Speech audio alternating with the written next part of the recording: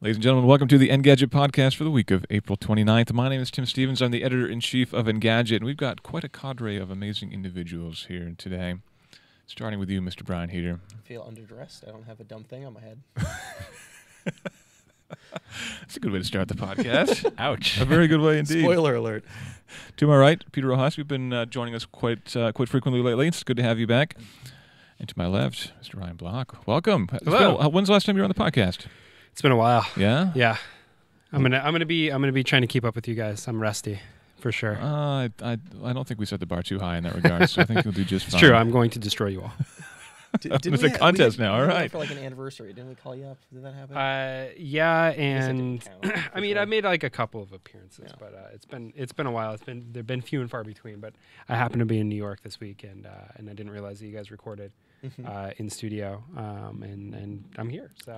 We're in a very large studio this time. This is the former Engadget show set, if you remember the old in-studio. outside, yeah. Does it still? Wow. Home of the Engadget Home show. of the Engadget. Yeah, it's in 2011 bronze out 2012. there. It's a spot on the tour now.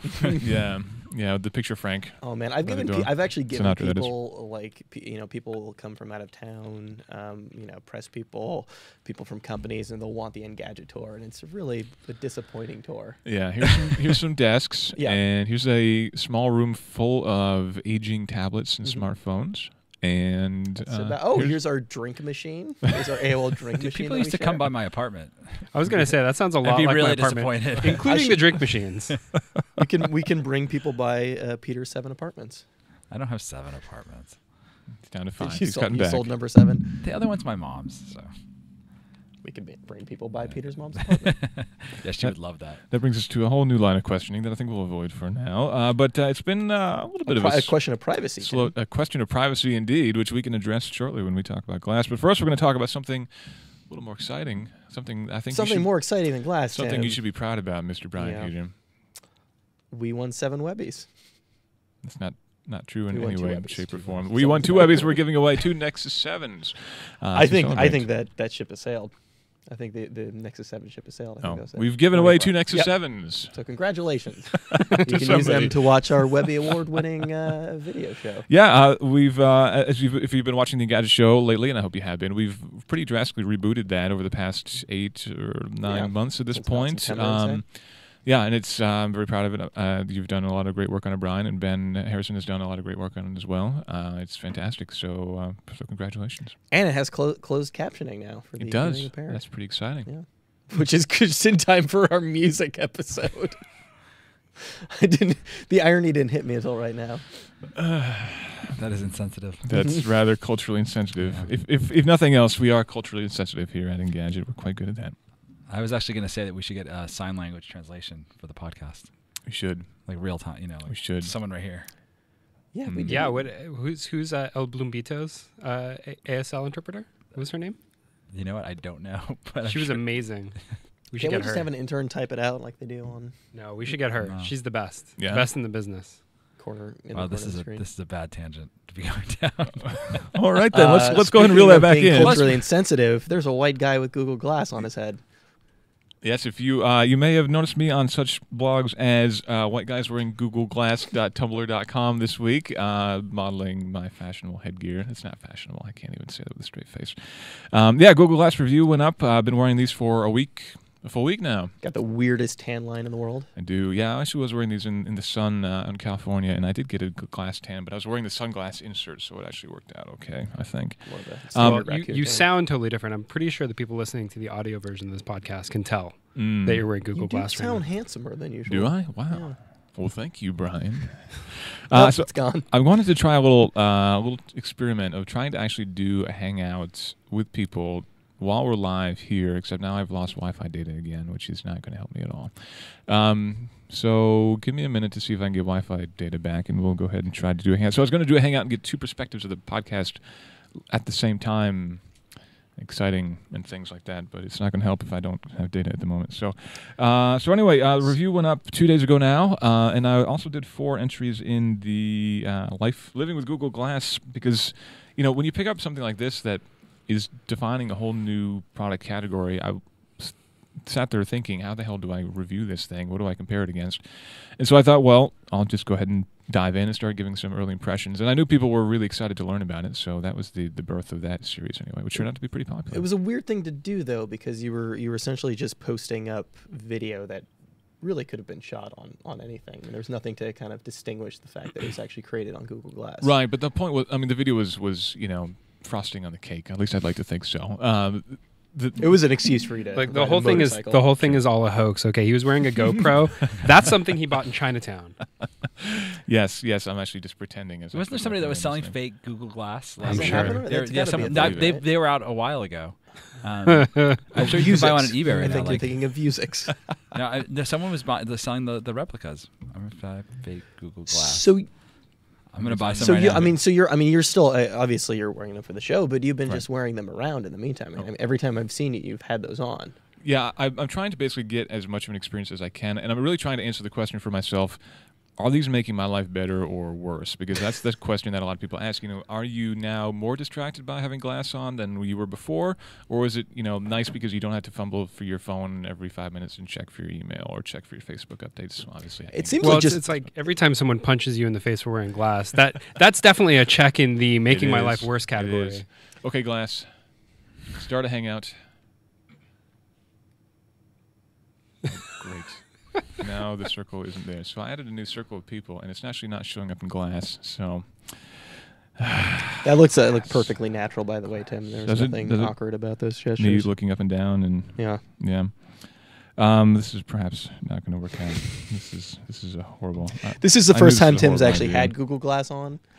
So the first time I tried to do this when I was I was in California, and I was riding a motorcycle, and I thought, what would be kind of fun? Why don't I do a hangout with everybody while I'm on the back of this motorcycle? It'd be really fun. Why don't I crash a motorcycle? That was going to be step 2. But step 1 was to start the hangout, and so I was out there. I started the hangout, and only then did I realize that you can't actually do a hangout with everybody. You can't do a broadcasted hangout from Glass. It's got to be with a circle of friends. So you've got to create a circle of people and then hang out with them. Of course, doing that on the back of a motorcycle is not exactly. And you have to have friends. I mean, there's really a number of. So many restrictions. I'm wondering, for a while they've been talking about that functionality for smartphones. Once you're kind of traveling over a certain speed, to disable it so you can't text while you're driving. Right. It seems like something that would probably make a lot of sense for Glass.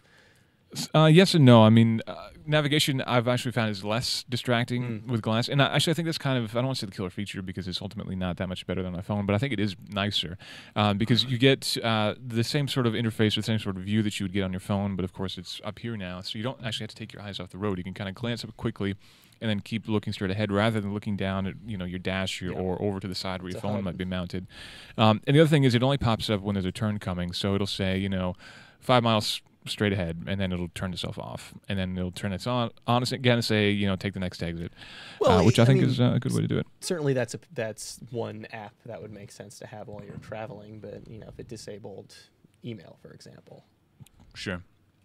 I mean, do you see that coming? It seems like there's going to be a lot of very specific legislation to a device like this. Yeah, legislation is something I'm definitely a little bit concerned about. Just because of that, and also because of the privacy aspect, which I talked about quite a bit in my review as well. Ultimately, this is not a device that enables you to do anything that you can't already do. Yeah, I think that's. I think, and it's more conspicuous, if anything. In some respects, yeah.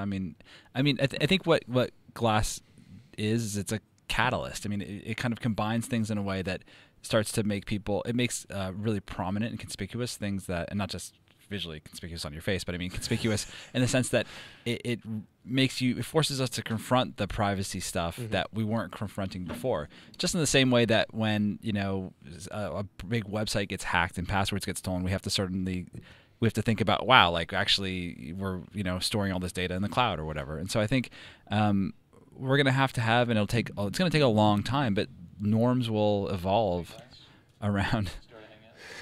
See, followers. What's conspicuous about what's happening on Glass the or no, couch? it's just rude to Yeah. lean away Sorry in about the that. middle of a I conversation. tried to turn Just away start from a the hangout while microphone. you're I turned my back talking. on you, Peter. There. But, I mean, that's been Google's, one of Google's points all along is that it's very clear that you've got this on your face. So it's clear that at least the possibility for recording is there. I guess people are sort of viewing this as a slippery slope. Obviously this is going to continue to get smaller. Do you think Google's going to bring it down to a point where it's not clear that anybody's wearing glass? They could just be wearing a normal pair of eyeglasses. Maybe eventually. My concern isn't so much that it's not clear that you're wearing them. It's not clear whether you're recording. What you're doing with it. As a test, I started recording and walked into a room and said, "Hey, can you tell if I'm recording?" And nobody could.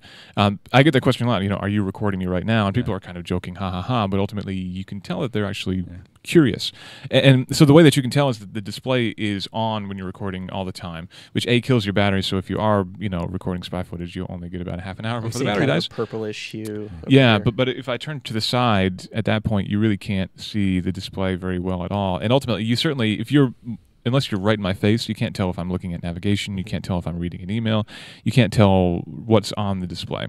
I mean, that may change with time. Sure. Though, too, right? It could become less conspicuous to others what you may or may not be doing with the device. Yeah.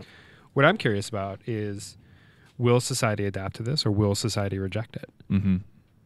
I mean, to me, I don't know. I'm just not. I'm not there. Well, yeah. I mean, I'm not there as a user or as somebody on the other side. It's going to have to not be $1,500. That's number one. Sure. Yeah, but I mean, here's the thing.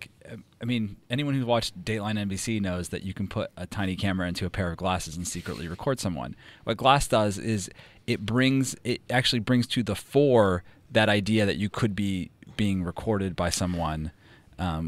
It's forcing us to think about something that we don't want to think about, but that has always been a possibility. It's been a possibility for years to be secretly videotaped by people. So the big question is, is this going to be like any other thing that's coming in the past? Are people going to be freaked out about it for a short period of time and just ultimately? Yeah. I mean, I'm not trying to discount that. I actually think as a cultural force. I mean, I think that there are a lot of things that make us uncomfortable, and for good reason. And I think that even if there are things that we're just being forced to confront, and so If you want to record somebody without them knowing it, there are many much better ways to do it. But those things are expensive, and there are sales measured in the thousands each year. Google, I think, ultimately hopes that this thing will sell millions. It's pretty easy to record somebody on a smartphone, and you can buy a pair of glasses with a camera built into them and to record people for much less than $1,500. What I'm saying is, what glass does is because it's so out in the open that this is a device for recording the person you're talking to, it makes us uncomfortable. We don't want to think about it. But ultimately, in the long run, does this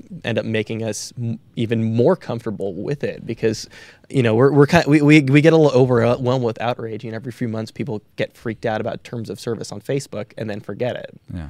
Mm-hmm. Or Sony leaks your dog's first name and your password and your credit card number, and then everybody goes back and plays Call of Duty when the next one comes out. I'm trying to start a hangout, and all that's happening is my temples getting progressively warmer as this thing tries to connect. So I'm guessing I'm getting irradiated in some way or another, but I'll keep trying. But if you were trying to join my hangout, keep hanging out. I'll keep trying. We do have a chat. It's non-ionizing radiation. So Okay, you should good. be fine. You should be fine. Good. That's good to hear. Yeah. Very Google good. will be out of business long before you get brain cancer. So. Well, at least from that device. Yeah. Let's talk about whether this is FCC approved or not. So privacy is a big concern. There are some other shortcomings right now. Battery life is not very good. You probably get about 4 to 5 hours of normal use, taking the odd picture, reading emails, that kind of thing. If you're recording a lot of video, you could definitely kill it in under an hour. The display quality is it's initially very good, but the more you use it, the more you start to wish that it were a little bit better. The biggest issue I have is that it's got kind of like do you remember the older DLP rear projection TVs that had the color wheel that would spin? So if you looked your eyes left and right, you'd see the rainbow effect. Yeah. You can see that here too. It's not quite as noticeable as those DLPs used to be, but you can definitely see it.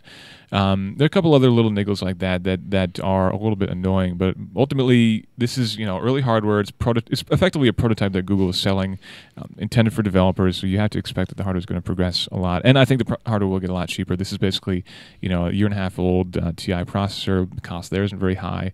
I don't know what the cost would be for this display module, but you got to figure once they start ramping up production of these things, the cost can drop a lot very quickly. Can you quantify magic though? Magic. Well, I can ask Google to quantify magic.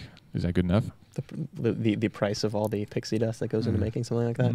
I'm getting a cloud with a frowny face that says connection timed out. Ultimately, I mean, you're complaining about the battery life, but ultimately, how many hours a day do you actually want to be wearing this thing? I mean, at the beginning, you should only be wearing it, an hour a day? Right. They recommend you only wear an hour a day for the first week. In my opinion, the time when you're actually going to want to use it most is if you're traveling in a new city that you don't know very well, because you're going to want to be looking up restaurants, getting directions, and that's going to be the time when you're probably furthest away from any way to charge it. And so at that point, I think battery life would be constricting.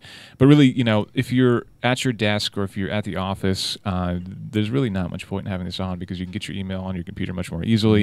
Yeah. And ultimately, if you're sitting in a meeting, this is probably, you're just going to piss everybody else off if you're wearing this in a meeting, probably. Well, I mean, that's why for me, I mean, I've used it, and my first point is that I think for a developer unit, it's remarkably fully functional. I mean, one reason because you went to I/O and you're like, oh, do you want me to buy one?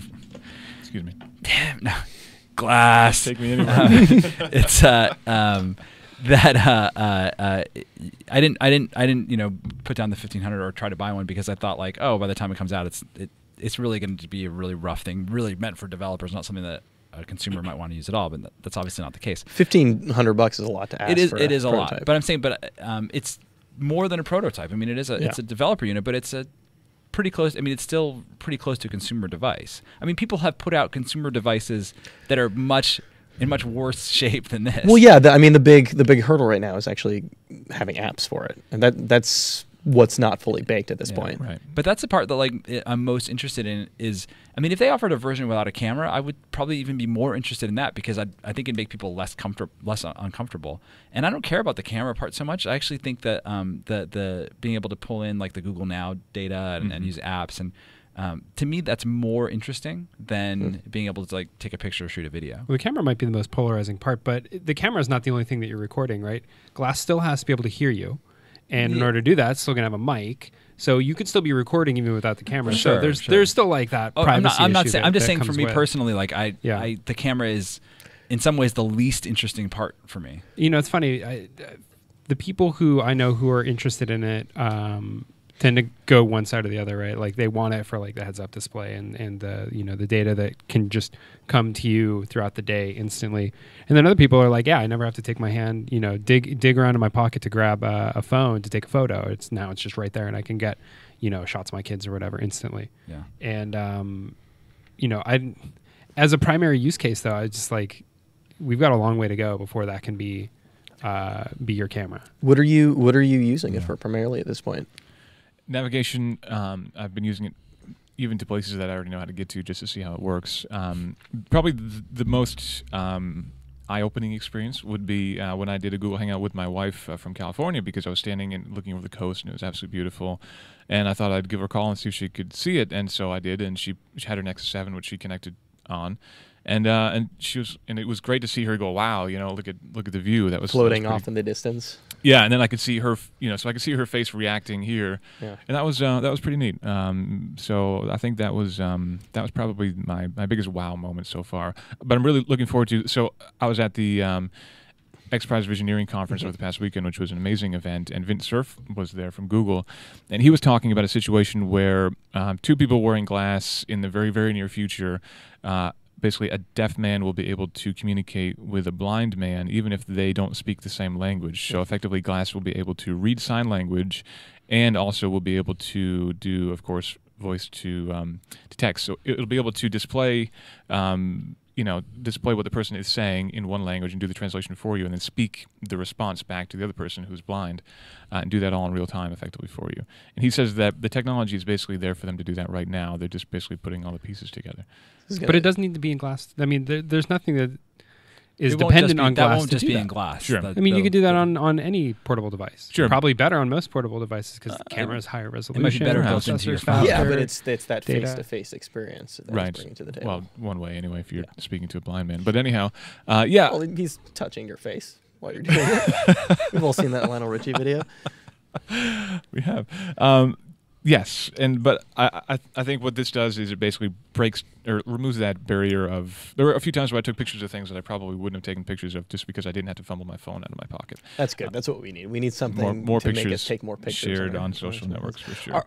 So at this point, you're not wearing it because it's actually improved your life in any. You're just kind of wearing it to wear it now. I'm somewhere in that stage, yes. Yeah, it's still more of a evaluating this product more than I really need to have this on my face stage. I mean, so it's been what, 2 weeks since you got it? A week and a half since you got it? It's been a week, yes. Been a week since you got it. Is this 3 weeks, 4 weeks from now? When I run into you at AOL, are you gonna be wearing that thing on your face? It depends on what kind of apps we get. I mean, so we're seeing right now that Twitter's testing an app. There was an unofficial Twitter app that was released, but I actually couldn't get it to work, so it's a little bit buggy. I mean, Twitter's cool, but is Twitter really a killer app for a device like this? No, but it just says that we're a week in and we're already seeing sure, 3 or 4 and it's something apps that you use in your daily life. So if we start to see a regular flow of apps, I'll probably be wearing this around just to try those out. But in terms of helping my life, yeah, like on my next trip to California, I don't know that I'll pack these at this point. Because you'll be wearing them. True. Yeah. True. Just you won't have to pack. What was the airport experience like? Oh, that's right. Yeah. So actually, I think it was day 2 or day 3 that I had these. I had to go to California, so So I was like, oh, well, there's one way to find out how this is going to work in public, which is to wear it to the airport, which is where everyone is, and a high security area, of course. And there was, of course, not long after the terrible stuff in Boston, so people were on high alert. So I thought, okay, this is a good time to see how people are going to react to this. But maybe going from New York to San Francisco is not the best. Perhaps not. Case usage. But so I wore it there, and there was a huge throng of people waiting to get into security, and everybody was curious what it was, and everybody was asking me what it was. And then when I got to the security guards, I kept it on, and they asked me what it was, and I explained what it was and what it did. And they were like laughing and like overjoyed at how awesome they thought it was, and they wanted to try it on.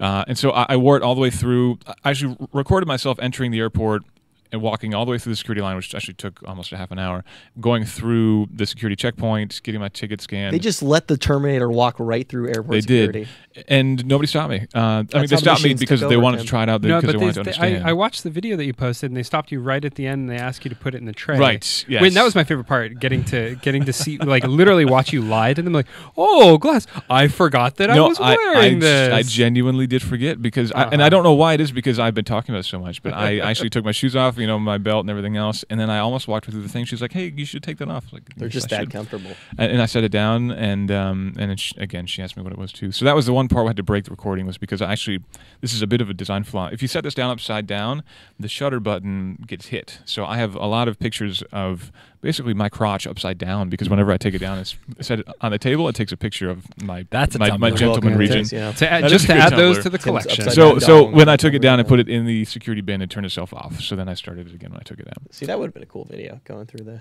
I know. Well, I wasn't sure about whether that was something that I wanted to put on the internet. I don't know if there's any privileged information. Yeah, I'm not sure that's legal. I know you cannot take any video of the monitors that they see, so I was very careful not to shoot those. I was very careful. I did the video, of course, so you can't see the faces of any of the TSA people. Mm-hmm. So, that video was a lot longer. I cut it down to make sure it was safe in that regard. But I didn't get any hassle. Nobody, gave me a hard time going through security. So it can record when it's off your head? Yeah. Is there a time limit?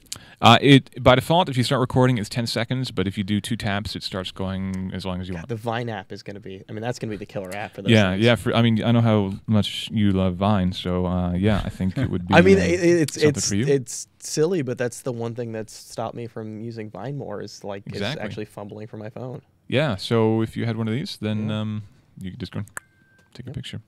I'm going to try to connect over Bluetooth one more time, and we'll do a hangout if I can get connected.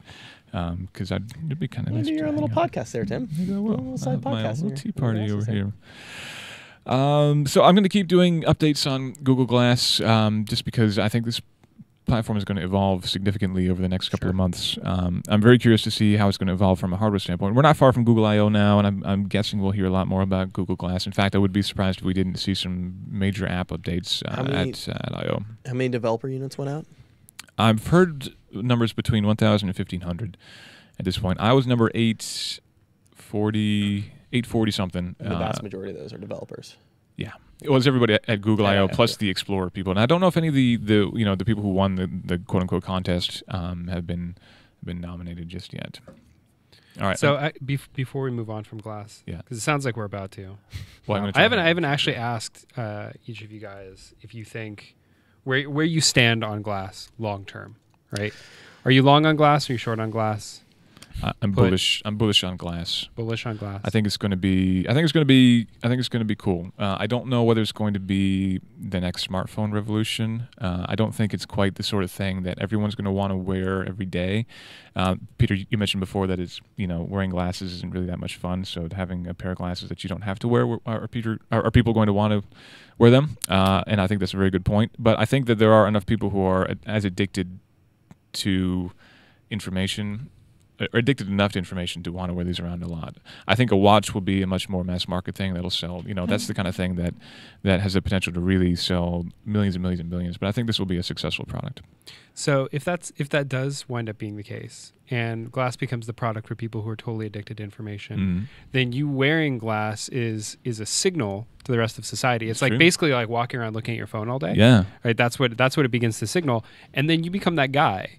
And I mean, maybe some people don't mind being that guy. Right now, it doesn't mean anything. Right now, it just means that Tim Stevens lives in the future because he's wearing Glass.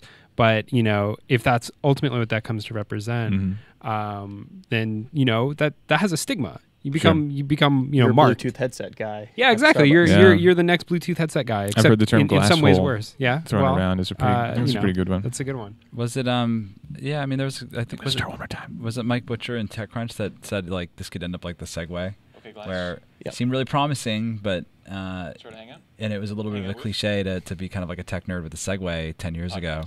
In fact, I will disclose that I actually spoke at a conference, and they insisted that I ride in on a Segway before I got up to go to the stage.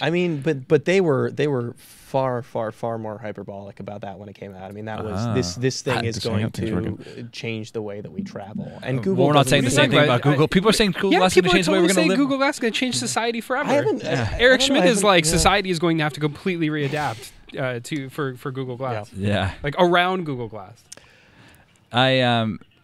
Okay, so the way I feel about Glass is I think that hear from here. Yeah, so I'm in the Hangout now. There are 4 people with me. Hello, everybody.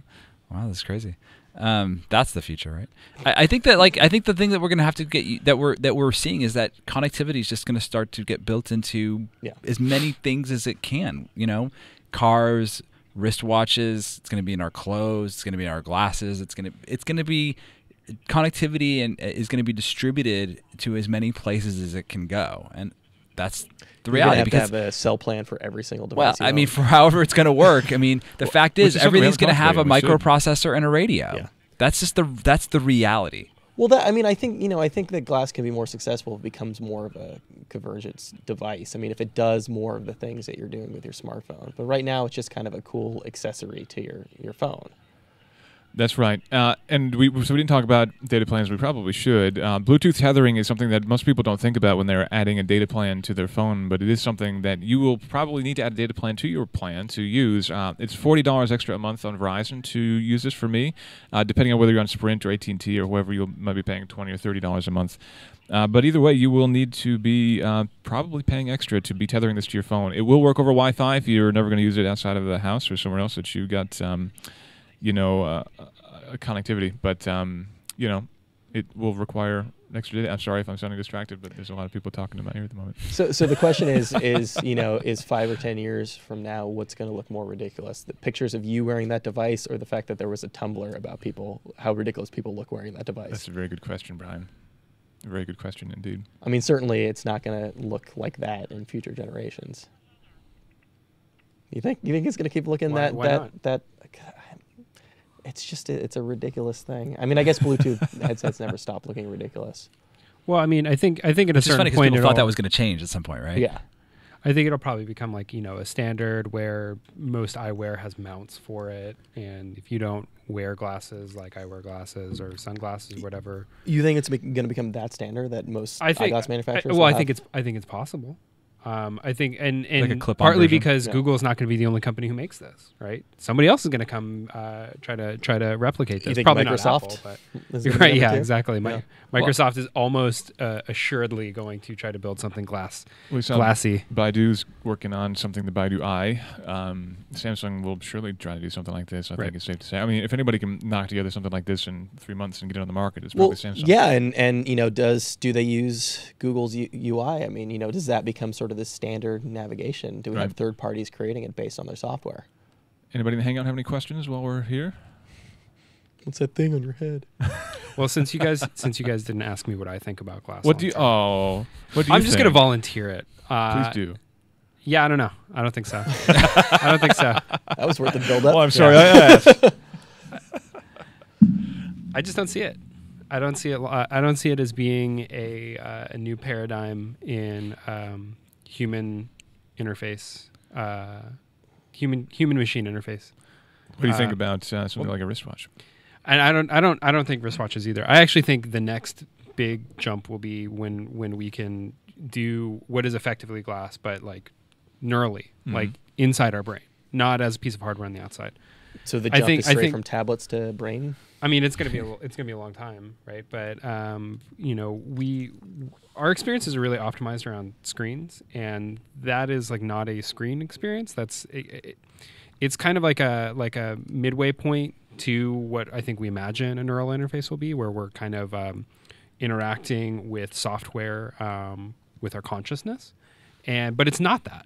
It's still removed from it, and it is surprisingly elegant for what it is. But I don't see it. It feels like a weird hack before we make that kind of next big leap into I don't want to say singularity, because that's like comes even later, but if it does, well, Kurzweil is at Google now. So let's. I want everyone to make a prediction. Okay, 5 years from now. So we know that about 50% of the population in the U.S. has a smartphone now. I think it's about 50% now. So in 5 years, what percentage has a glass-like device? 5 years. In 5 years, 1%. Less than 1%. You think less than 1%? Less than one, definitely less than 1%.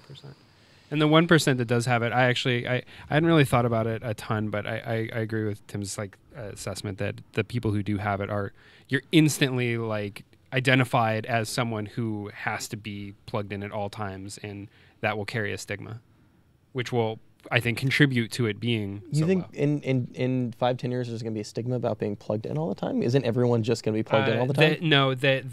We are all plugged in all the time. We all look down at our phones constantly, right? But that is a thing that you can signal when you're putting it away and you're turning it off and you're paying attention to someone. This is like your Scarlet. Yeah, no, this is like, I might not even be paying attention to you right now. I'm actually reading the news, and I see your lips moving, but I'm really doing something else, and you have no idea. I would say that there's at least in my mind little to no question that in 5 to 10 years wearables are going to be a much bigger thing. Okay, but Peter's question is I need a percentage. Yeah, percentage US adult devices. I mean, so we're saying specifically embedded in like eyewear, or just embedded in any piece of clothing. No. I mean, for like something like glass, like what percentage of the population will own it and use it regularly? Is it closest without going over? Is this Price is Right rules? I'm going to say 9.5%. Whoever gets closest wins the glass. Okay. You take it off. Wins that antique, the 5-year-old antique. A lot in 5 years, yeah. I'll be still conservative, but I'm going to say somewhere between 2 and 3%, which sounds close to you guys, but ultimately it's actually quite a bit larger market than you guys. So, hey, that's twice the size of Surface right now. I mean, that's big.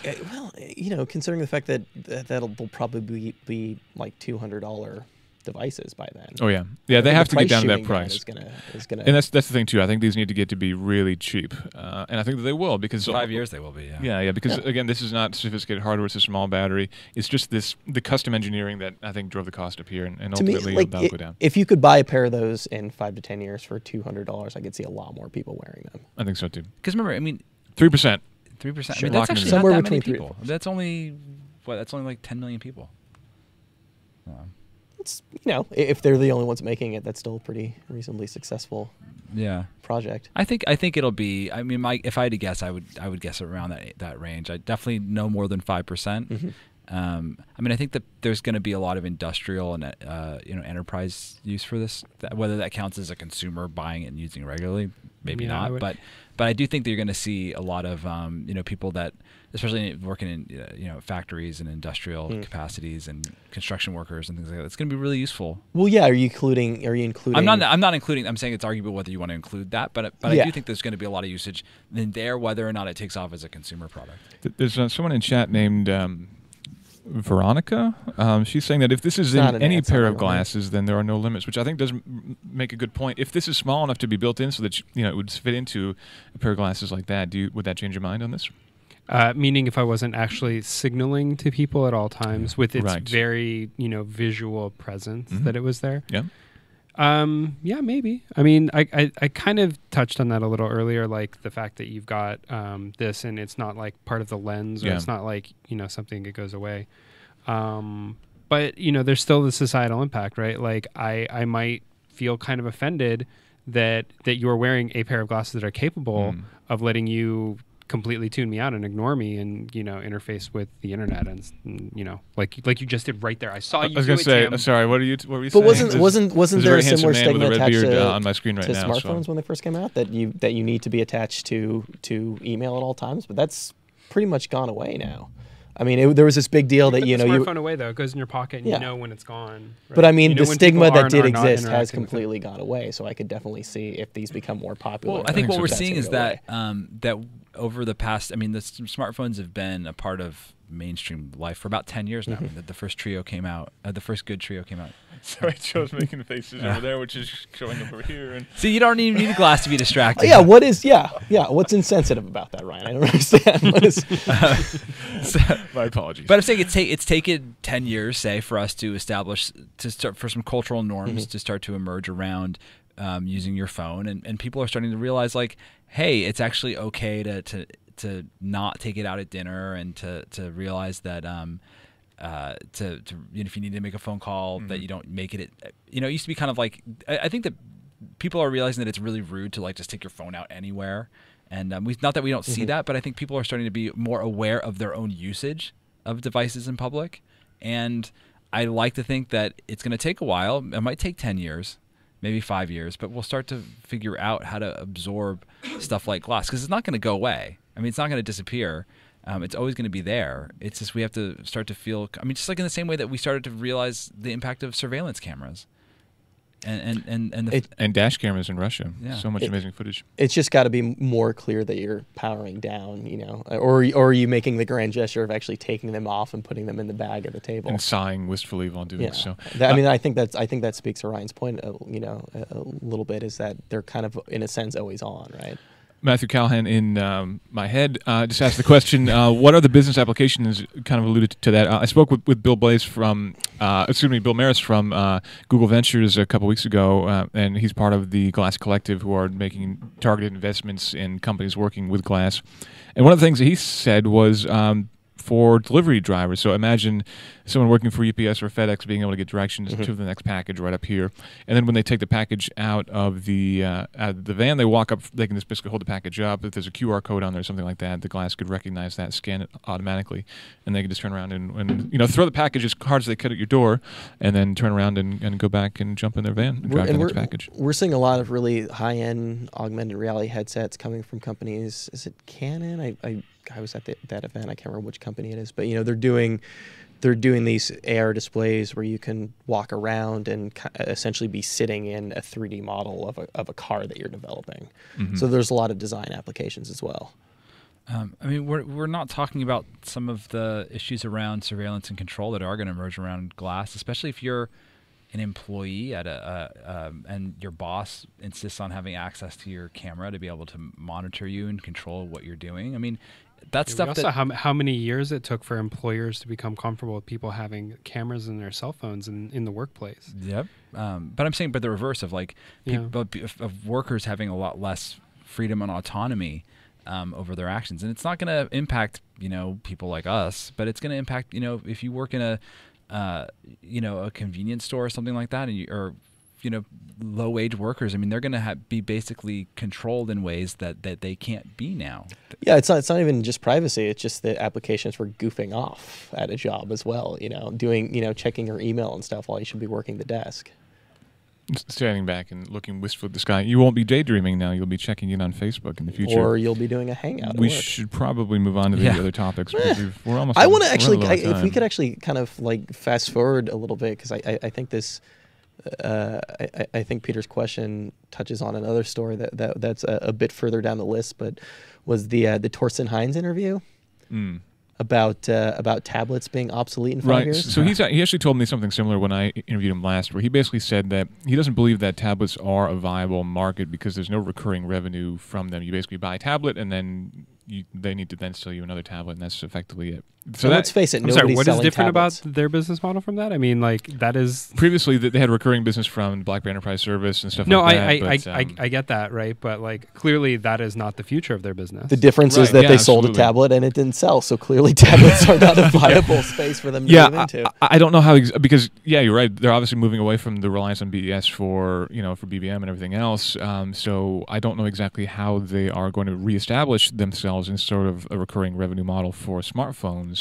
But anyhow, his bold statement was effectively that he says there will be no need for a tablet in 5 years, to which I say there's no need for a tablet right now for most people, so I don't know that he's making much of a statement. I'm also going to exit this hangout. Thank you, everybody, for joining. My tablet's really, really warm right now. Did you say tablet? Temple. And tablet. Oh, I could have muted audio. Temples will be obsolete in 5 years. We'll evolve out of that. Yeah. I mean, I think that. I mean, Whoa. Yeah. I would say this. I don't think that BlackBerry. It's like putting this up to your. Like just put this on the side of your head. You know? This being a MacBook. It's probably a little nice on a cold day, but I don't think. Yeah, I don't think BlackBerry traditionally has been very good at seeing 5 years into the predicting the future. Yeah. I don't know that that's necessarily changing under I bet he was like, "Oh wait, the playbook's a tablet. Oh, we're screwed." I mean, I guess does he see he sees smartphones continuing to be a viable space 5 years from now, but just not larger form factor smartphones? Well, I mean, I could see making the argument that just as how with the PC that there's this commodification of PCs, and it became very difficult for companies to turn a profit because the margins got pushed down so far, that you might see the same thing in the tablet market, right? Where it'd be very difficult for companies that make tablets to make any kind of profit because the margins are going to be driven so low. I mean, they're already, $200 now? Yeah, I mean, it's like, and you can imagine if those price trends continue, especially with the pressure from manufacturers in China, that a tablet's going to be $50. And, he might be making an argument similar to like the netbook, right? Where the netbook died for a lot of reasons, but one of the reasons the netbook died is because no one can make any money selling them, for the most part. I don't think he was I think he was kind of making that argument, but I think he was making it in and I was trying to parse, the meaning of what he was saying as well, and it seems like that it's clear to me that tablets as a form factor, as a device, are not going to die ever, probably. Well, it seemed to me like he was saying both things. I mean, he was saying, like, you're not going to have a tablet, you're going to have a big screen at work, and you have a small screen you take with you everywhere, and the tablet is this weird in between. But then he's also saying on top of that, plus it's not a good business model, right? It's like he's trying to find justifications for this theory. He's trying to find reasons why, like, he's trying to intuit the tablets are not going to be a thing in 5 years, and hear all the reasons why. Why we can't make it now. But I don't know because in 5 years it won't be.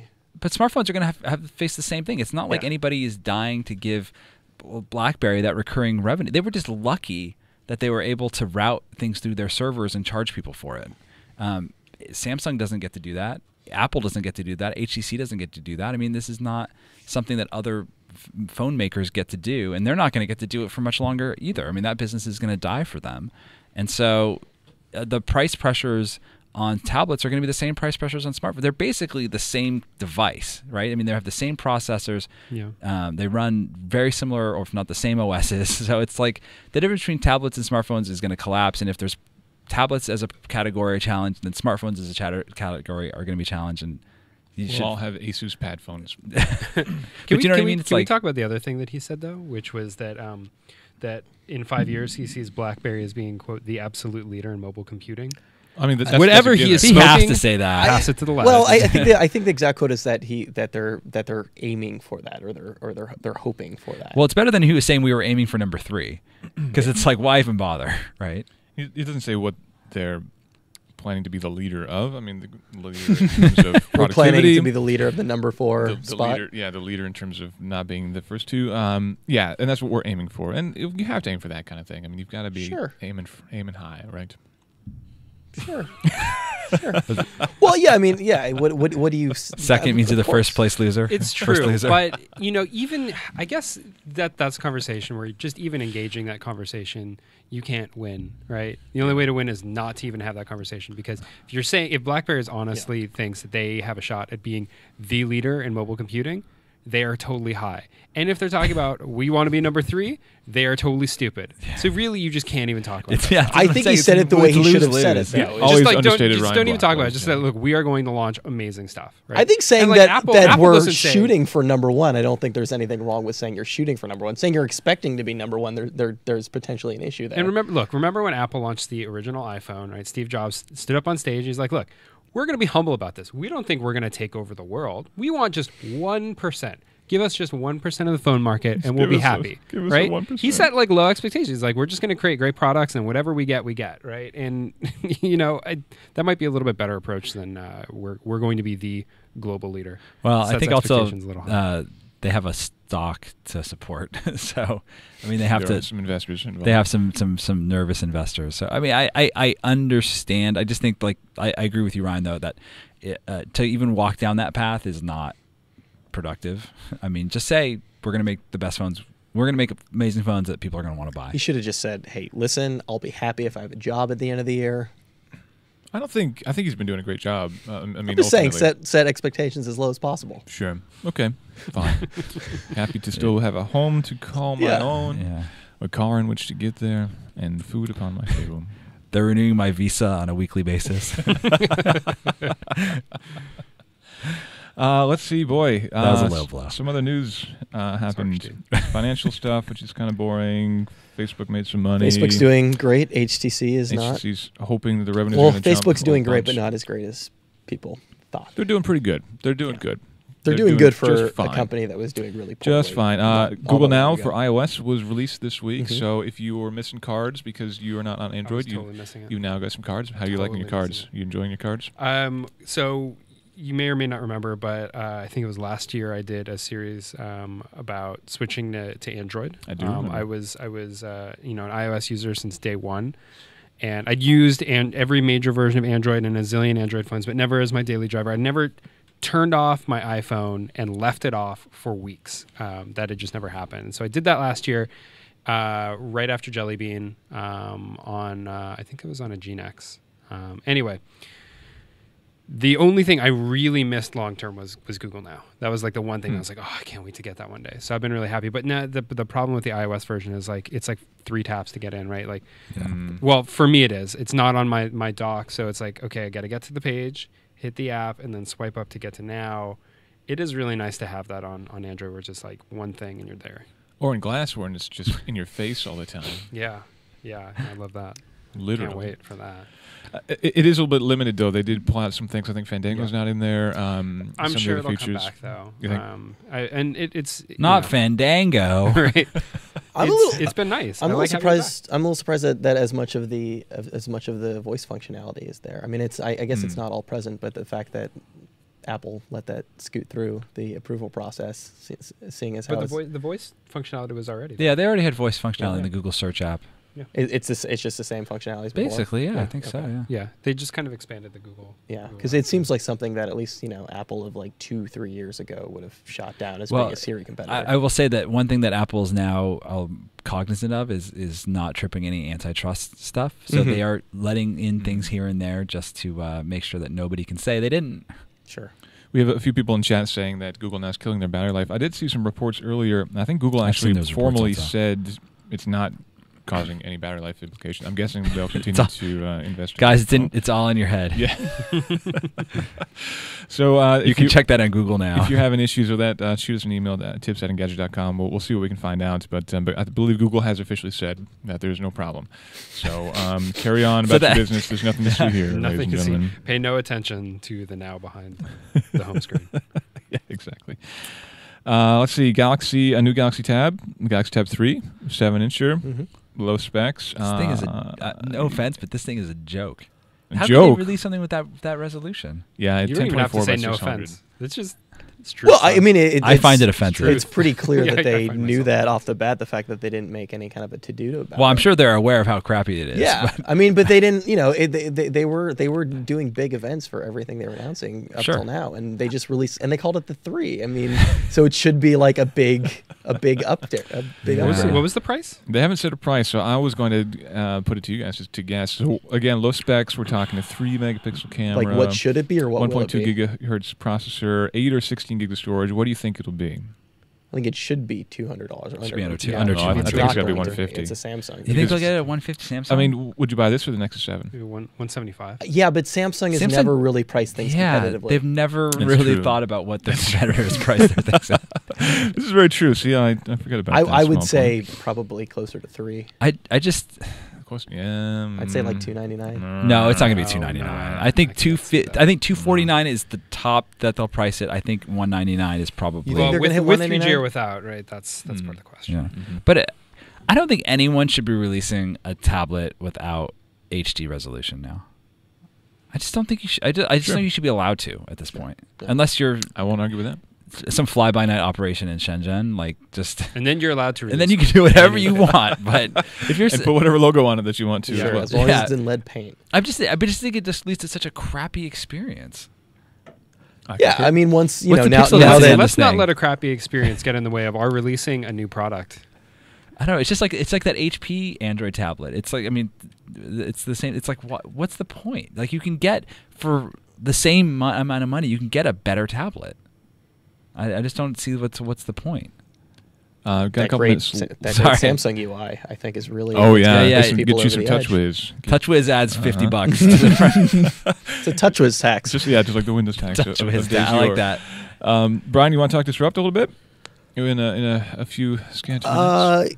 A few what? Scant minutes. Oh, I thought you said scantily clad something because Or I you can started take your taking my pants out shirt too off and as you talk were. about Disrupt if you like. Actually, yeah. Are you watching porn on those glasses? Are you making porn on those glasses? I think it's a I question. who is shocked that there hasn't been a Google Glass porn yet? I mean, I'm not. I'm The thought not never crossed my shocked mind. because short of like Robert Scoble in the shower, like who's actually got their hands on these things now?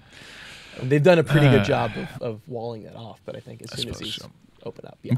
I give it a week before something is on some illicit site. Anyhow, TechCrunch Yeah, we had Disrupt. a very kind of myopic view of TechCrunch Disrupt. Because you're wearing Google Glass. Because I was wearing Google Glass and I kept bumping into things. No, we went specifically for Hardware Alley, Right. which guys are really cool.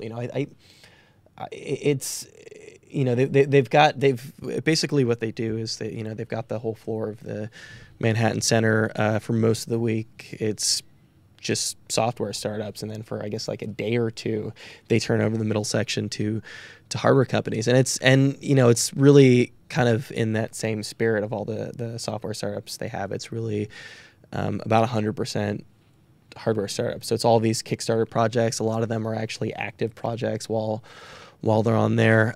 We saw a really cool hydroponic garden that they've got, which has sensors on it, so you can check the status of your plants. A little Things late like for pH 420, balance. sadly. What's that? A little late for 420. Little. Oh, it's Was that one funded by Thorsten Heinz? Was he all up in that one? that was funded by Snoop Lion. That too. Both. Well, It was a JV. I would say in 5 years, I don't think we're going to have gardens. I don't think there'll be any need for plants, for vegetables. Fair enough. 5 years from now, What percentage of the market would you say are still eating vegetables in 5 years? like Americans or internationally? Adult it's probably a males. little higher internationally. True. I'll stay true. Don't worry. Okay. What else did we see? Oh, we saw the Atom cell phone charger. So that's a kinetic powered cell phone charger. It attaches the back axle your bike. There's a little battery pack that sits there, so you can pull that and charge it, or else you could just charge it directly using the USB cable, which is right under the seat.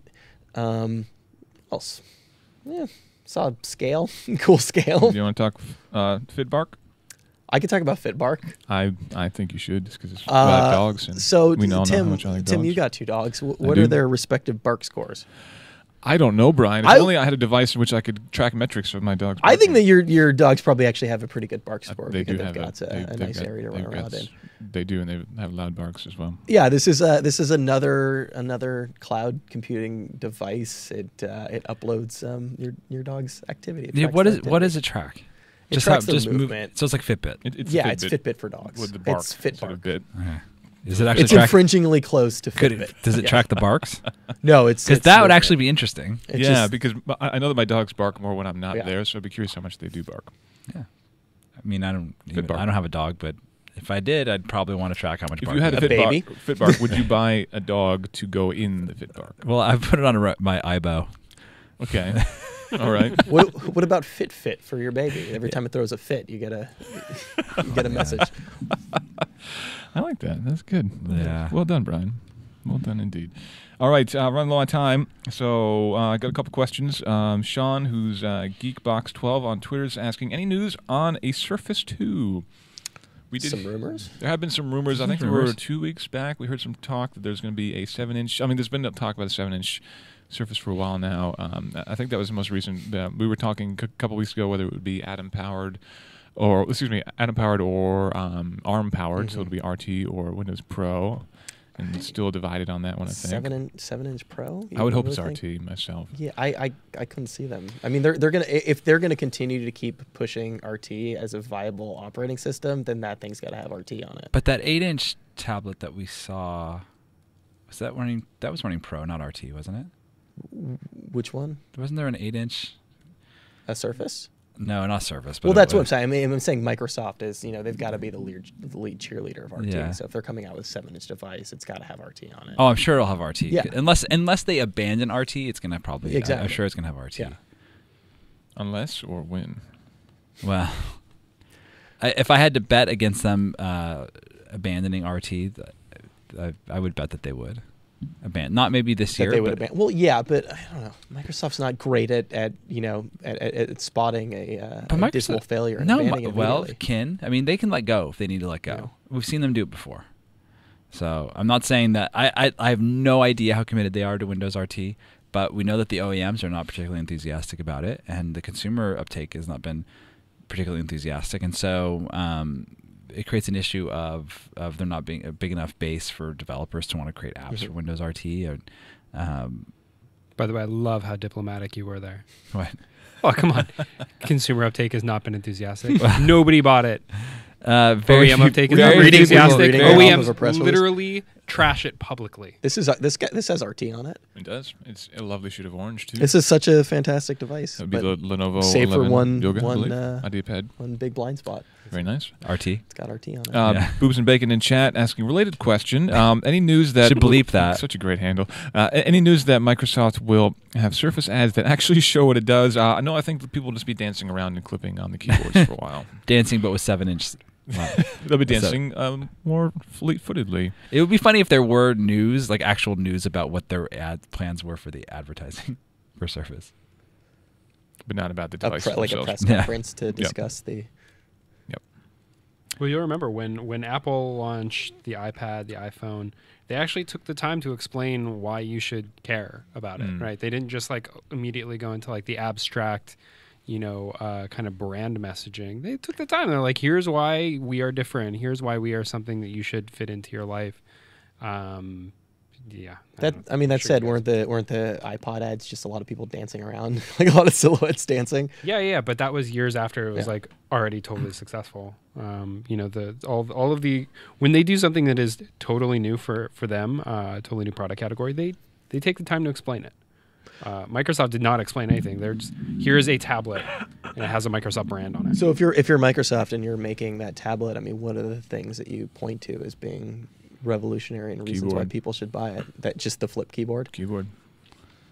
So your ad Well, would just be somebody flipping the That's keyboard. pretty much what the ad is. I did see a lot of so ads that so were you feel very, like that's a pretty a pretty solid choice. keyboard-centric.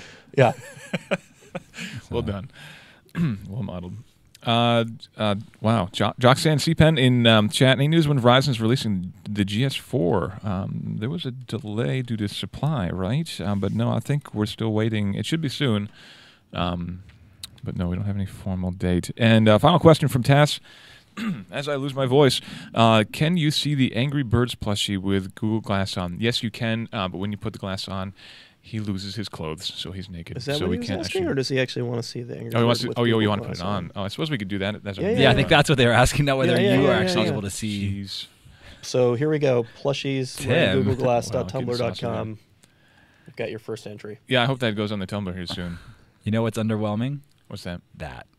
Oh, look at that face. You're gonna wake up in the middle of the night and realize just how magical this moment was, Peter Rojas. Yeah, no. All right, I think we're going to call this podcast to a close. Starting a little bit late, but we had a wonderful time. Thank you for joining the Hangout, those of you who did, and for talking in my ear when I was talking in your ear. I could just have these now? Yeah, totally all Or yours, mine? man. Okay. Brian, thank you.